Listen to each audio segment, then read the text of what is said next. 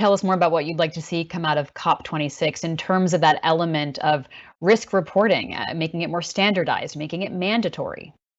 Yeah, no, you're absolutely right. This is an essential issue for investors who, we went to Paris in 2015 to say, hey, first of all, the markets are being distorted in two ways.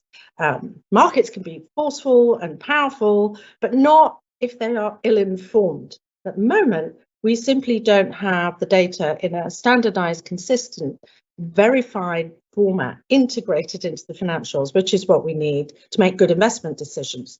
We're sort of rather groping in the dark, and you think about, you go shopping to buy a can of beans, you expect to be able to see what's in the tin. That's the purpose of the label. Well, when we're buying investments, we simply don't have that kind of information that's going to help us understand risks that are ahead of us. So that's number one for COP26. We've got to have global standards of climate risk reporting so that the financial markets can play their part, and also so that regulators can do what they need to do.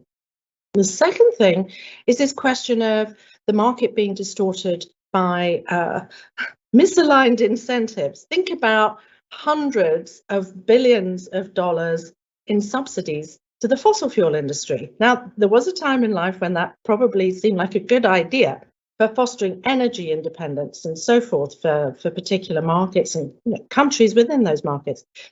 Now we're at a point where this is actually a drag, it's holding us up on the transition to net zero. So they have to go. Secondly, we must have a price on carbon. Right now, carbon is and its friends, carbon and friends, and the emissions are one of the culprits in global warming.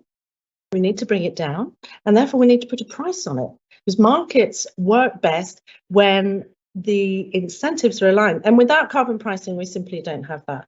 So that's our biggest to-do list coming out of COP26, and with those in place, the financial markets will really be able to scale up finance far more effectively, both to finance into the opportunity for the new businesses, but also in bringing down emissions, which is vitally important.